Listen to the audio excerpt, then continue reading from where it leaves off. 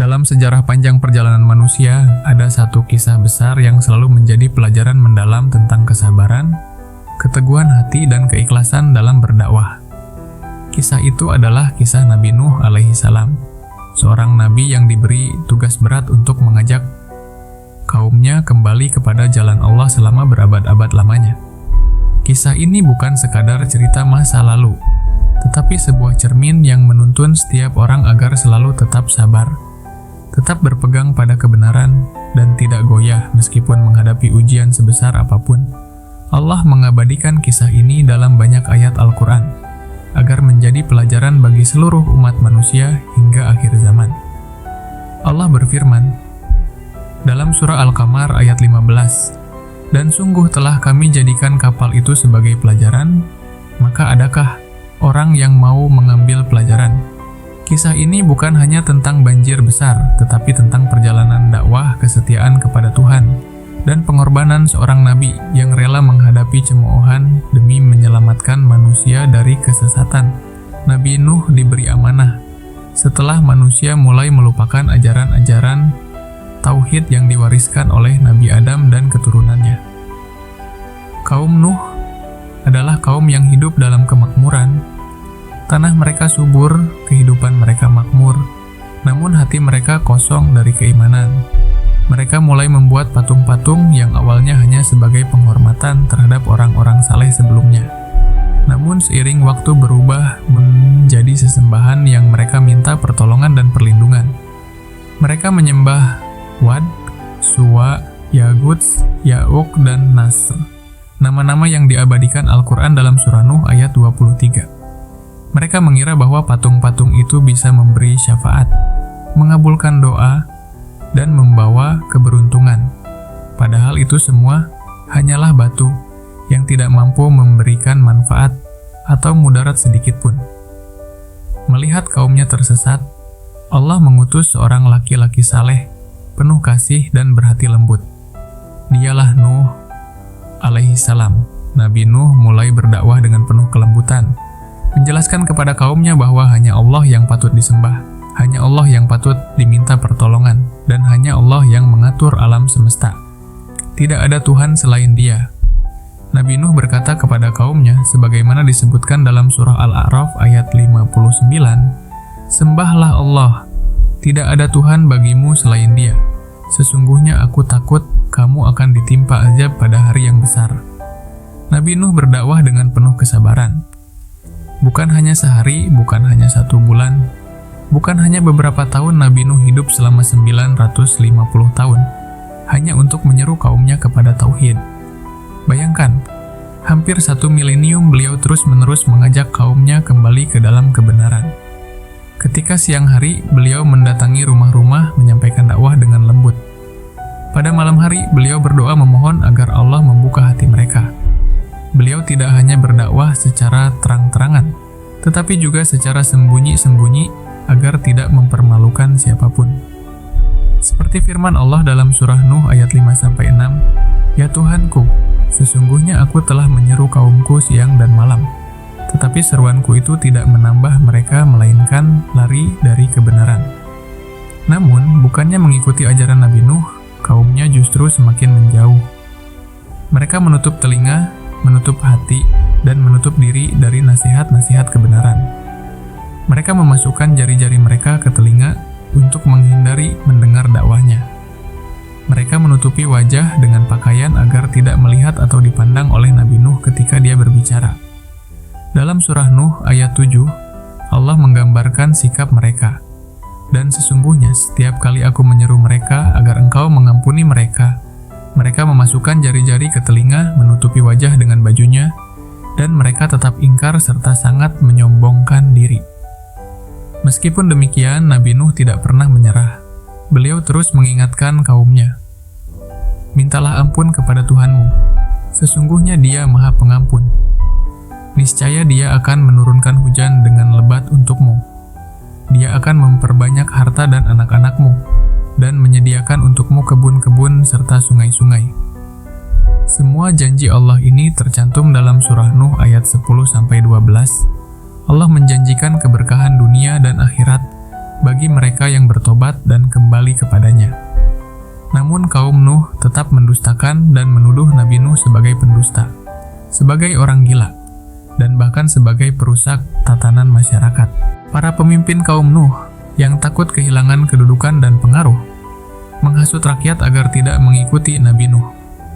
Mereka berkata sebagaimana diabadikan dalam surah Hud ayat 27, "Kami tidak melihat diri kamu, wahai Nuh, melainkan sebagai manusia biasa seperti kami.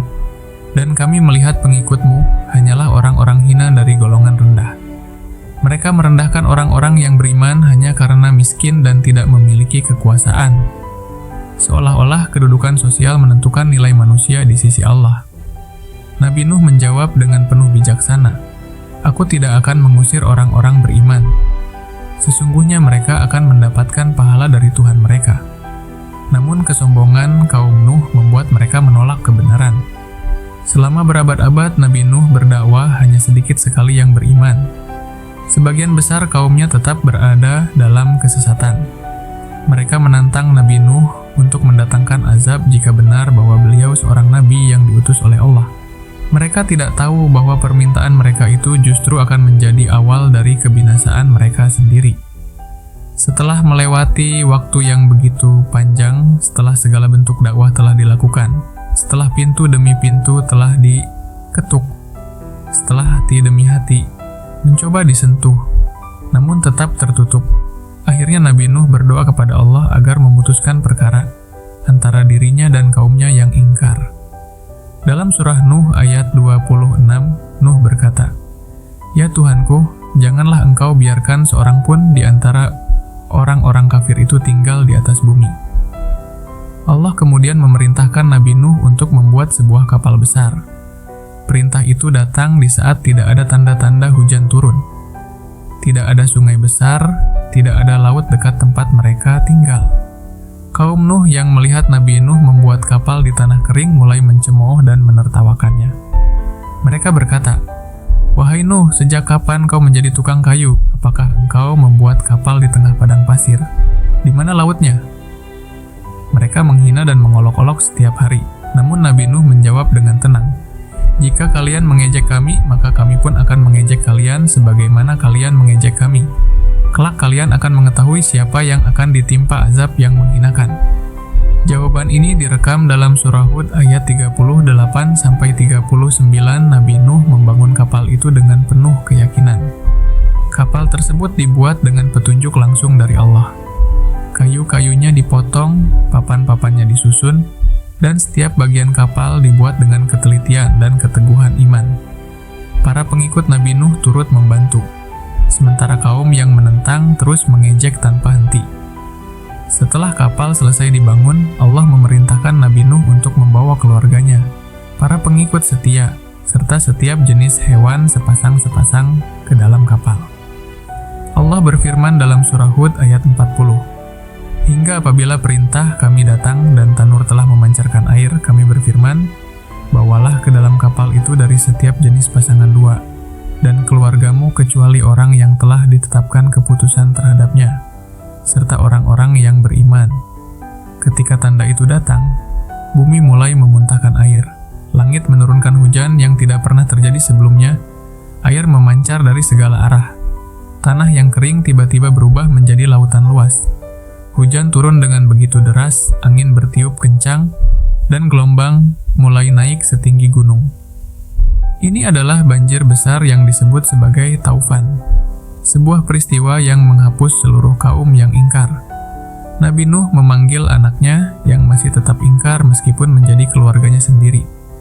Dalam surah Hud ayat 42-43, Nabi Nuh berkata, "Wahai anakku, naiklah bersama kami dan janganlah engkau bersama orang-orang kafir." Namun anaknya menjawab, "Aku akan berlindung ke gunung yang dapat melindungiku dari air." Nabi Nuh berkata bahwa tidak ada yang bisa melindungi dari azab Allah selain Allah sendiri. Tetapi gelombang pun datang di antara mereka, dan anaknya termasuk orang-orang yang tenggelam. Kapal Nabi Nuh berlayar selama berhari-hari, mengarungi lautan luas yang tidak menyisakan satupun daratan. Semua manusia ingkar binasa.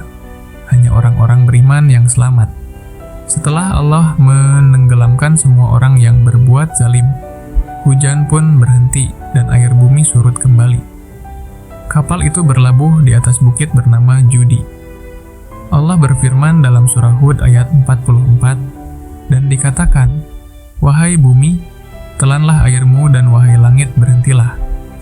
Lalu air surut dan perintah telah diselesaikan, dan kapal itu pun berlabuh di atas gunung Judi.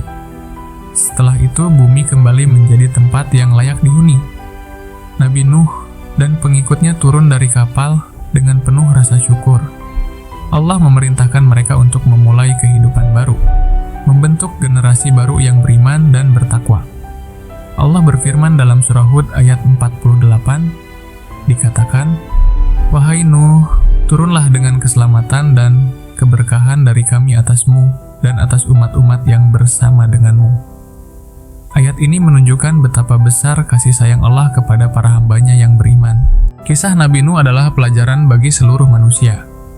Allah tidak akan mengazab suatu kaum kecuali setelah mengutus seorang rasul kepada mereka. Namun ketika mereka tetap mendustakan, menolak kebenaran, dan sombong atas petunjuknya, maka azab Allah pasti datang.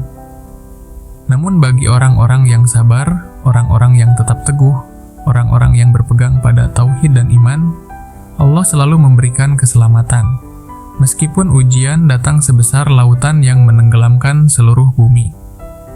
Dari kisah Nabi Nuh, kita belajar banyak hal. Kita belajar tentang pentingnya kesabaran dalam menghadapi ujian hidup. Nabi Nuh tidak putus asa meskipun berdakwah selama ratusan tahun tanpa hasil besar.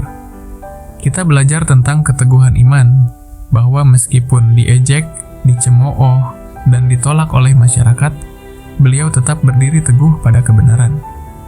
Kita belajar bahwa hidayah adalah milik Allah, bukan milik manusia. Bahkan Nabi Nuh tidak bisa menyelamatkan anaknya sendiri, karena hidayah hanya diberikan Allah kepada siapa yang Dia kehendaki.